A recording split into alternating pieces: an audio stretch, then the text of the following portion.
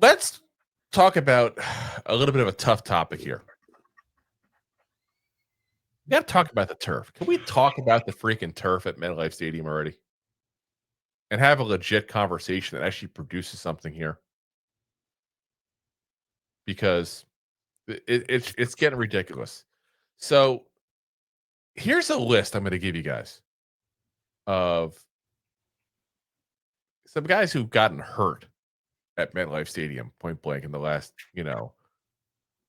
couple of seasons here. So obviously this year, we got Malik Nabors. Somehow last year, we miraculously got nothing. I don't know how that worked out. It's because we put an offense out there last year. 23. And I'm giving you the list of ACLs and Achilles injuries. I'm also giving you anybody who's been on MetLife. I'm not talking just Giants, though I will tell you that the Giants are easily 2/3 of this list, even though half of them. Aaron Rodgers in 23. Jalen Phillips from the Dolphins in 23. 22, Kyler Fuller of the Ravens. Darian Beavers. Marcus McKeithen. Sterling Shepard. Wan'Dale Robinson. Aaron Rodgers. Let's go to 21. Blake Martinez. Jabril Peppers. Shane Lemieux. Rodarius Williams. TJ Brunson. Jonathan Harris. Matt Pert. Sterling Shepard. Going back to 20. Nick Bosa of the 49ers. And Solomon Thomas of the 49ers. And then the very last game of 19, I'm going to include it to try to get more of a full 6 years in this whole thing. John Jalapeno, remember him, the old center? Yep. That's a long list, guys. That's just in the last 6 years. ACLs or Achilles injuries. Now, again, we talked earlier, just to be clear, anybody who wasn't on for that segment here, we're wishing John Mara all the best with his cancer diagnosis and all that stuff there. But I got to separate these two issues here and point blank say that Giants ownership needs to get the freaking head screwed on straight already and figure out a way to make this happen. Because it's amazing that soccer wants to come to town and we find a way to make grass. It's amazing that you go to Europe, there's no turf out there because they know there's a higher probability of sports injuries. And I saw Devin in the comments. I just want to address this real fast. It said the turf didn't cause the injury. ACL was torn when Neighbors went to the air. Very common in basketball injuries. You know why that's common in basketball injuries? It's because when the foot is placed on a twisted angle and you slide forward, your knee pivots the wrong way and it causes the ACL to twist. Where the difference between the turf and the field is the grass gives and slides with you. The cleats dive into the turf and doesn't allow your legs or your feet to slide, causing the same reaction as a hardwood floor with flat tops to cause your foot to stop turning and your knee to continue to turn, which pops the ACL. That's what happened there. Yes. And trust me. That's your medical talk from Rob. If you want to hear about the different surfaces, no one knows surfaces like Rob. You know how easy it is to clean up AstroTurf compared to grass? Just saying. Listen, I get it. Like, there's a shared issue as well because the grass is shared. I looked it up what the Giants are spending on. I should say the Giants. I'm sorry. MetLife Stadium is spending on the grass for this soccer game here. $400,000. That's what it costs to put grass down in the stadium. Now, I'm just going to throw this out there. And I get it. I'm going to be kind of the jerk to say this here. And it is what it is. Let's just do the math here. $400,000. We have 17 games. We have 8.5 home games per year. We'll call it 9 just to make it simple, okay? We have 3 preseason games. Now, if you have 9 home games, you get 1 home game for the preseason. That's how it typically works out. So let's say 10. We have 10 games. Now, I might not be the mathematical genius that I wish I were. 400,000 times 10, I believe, is $4 million. Yeah, it's a decimal. $4 million. You're paying more to Evan Neal this year than you're gonna have to pay to put grass on the field every single damn game. I'm not buying the money issue. I'm not. I'm sorry. I refuse to do it. Their biggest issue is because of the non-sports that go into there that destroy the field. But listen, it's $400,000 to put grass in that field for the weekend, which also is not just the sod, it's also painting the fields of where everything's going to go.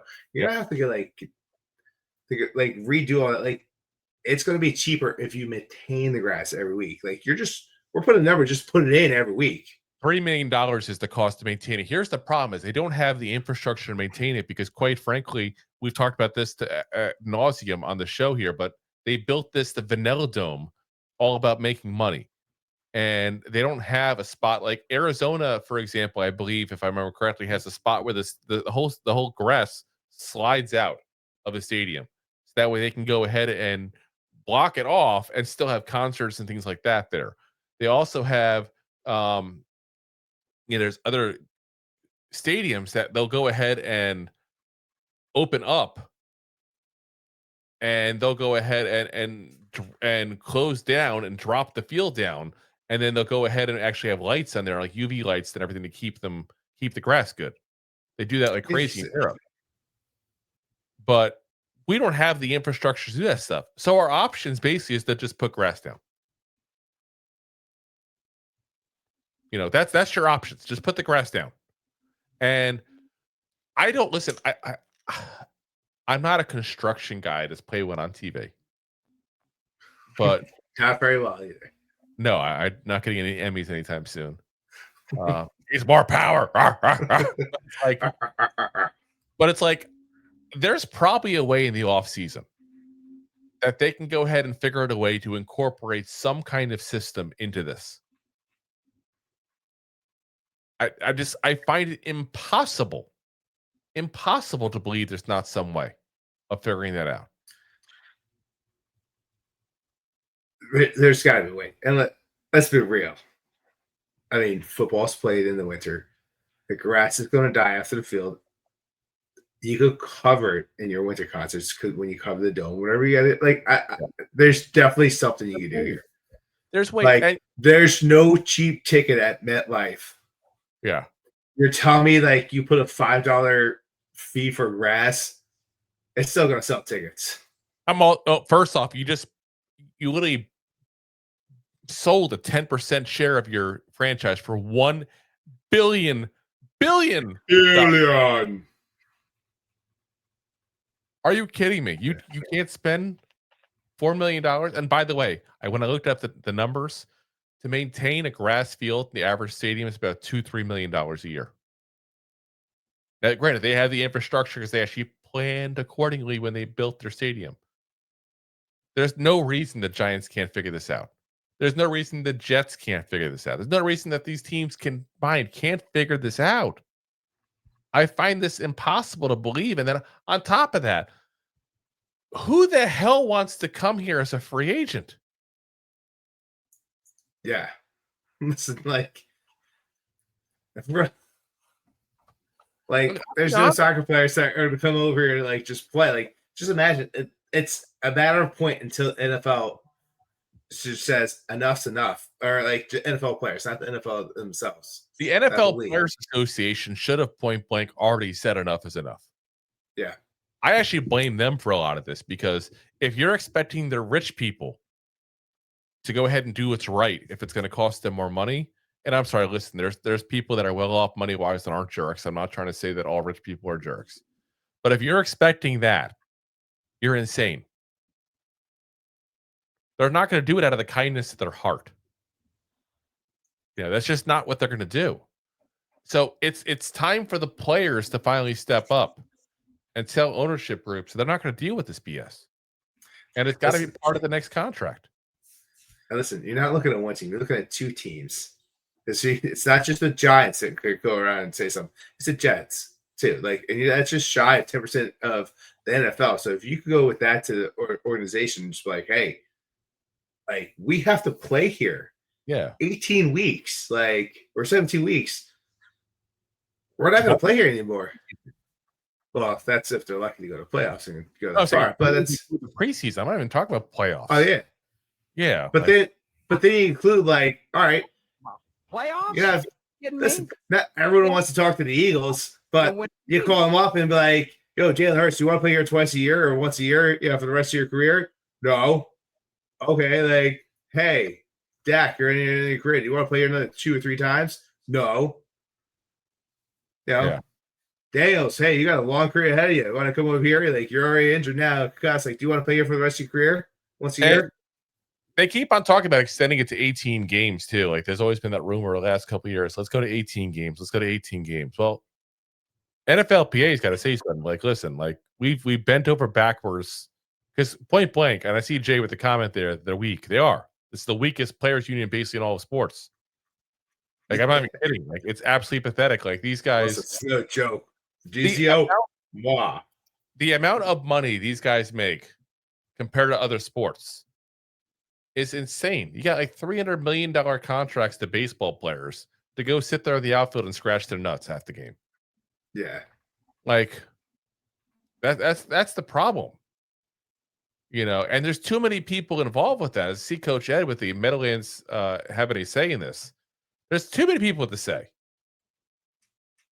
And that's the problem we run into. But you got people getting injured. And that should matter. Like, you made an inferior product. MetLife Stadium is an inferior product. Look at linebacker position here. Like, that's a classic example right there.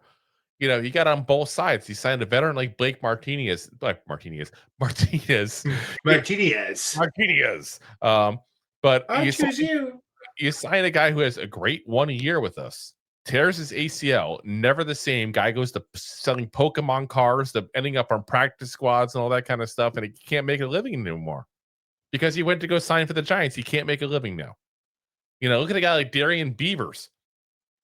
Came out of the draft, looked good, was looking solid in preseason and camp and everything. Tears his ACL, never the same player again.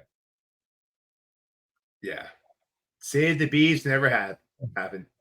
I gotta say, listen, I'm a Giants fan, and I like I said, I give you guys the straight, truth and narrow and how I feel on things all the time. If I was a player, I would not want to play for the Giants or Jets because of the stadium. You're literally putting your career at risk to play for us. That's honestly how I feel. Now, I will give the Giants credit for changing the turf a couple of years ago, because they did do that a couple of years ago, and then obviously you've seen a significant drop in how many there's been now. But enough is enough. Like, it's done. How many players have to get hurt before you do something about this? Yeah. I can't. Like, we've said this before. They don't do anything. Players have been asking for years for this. They don't do anything. This is like the idea that the Giants go ahead and just get a different turf is, I feel like it's the equivalent of like giving the fans a free medium Coke. But you did it to the players. Yeah. And like I said, this stadium has a reputation. It's a career killer. Ask people who play in the NFL, they'll tell you. People don't want to play there. They've literally had opposing teams complain about having to play at our stadium. That's how bad it is. Yeah, I see Jay in the comments talking about changing the turf a couple years ago. They did. There was a harder grade of turf that they had there, which was more conclusive to injuries, is what they've said, especially with the European studies with soccer leagues, other football leagues out there. But they changed to a lower grade, which allows a little more give to try to mimic better grass. But it just, at the same time, it's just not regular grass. Like, grass gives, and it's like playing football on a hardwood floor to playing football on, I guess, like a wrestling mat. Like, it's not going to give. Yeah, you got to go out there.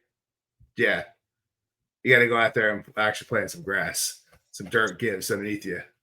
Yeah, like I said, I'm fed up, and maybe it's just frustration on losing Neighbors for the year, But yeah, I'm fed up. I'm done. Thanks for watching. Like the show? Of course you do, or you would have turned it off by now and not be hearing me. There are plenty of ways to support the show.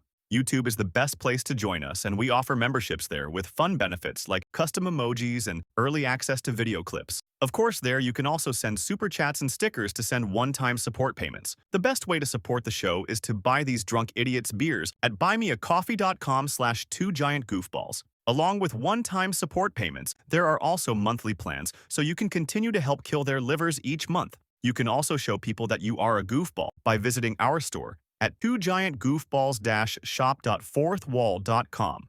We got everything from shirts, hats, phone cases, funny candles, buttons, stickers, and even a 2 Giant Goofballs towel to dry off your goofballs. Of course, you can always support the show for free by simply hitting the like, subscribe, and share button wherever you are watching or listening to this. Hit the thumbs up on YouTube. Leave a 5-star review on Apple Podcasts. It helps the show tremendously, and quite frankly, the goofballs suck at marketing and need your help to get the word out. Thank you for being part of the Goofball Army and for taking the time out to support the show.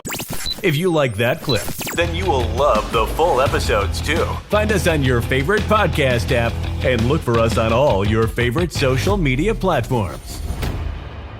Thanks so much. Please, I'm begging you. Please subscribe.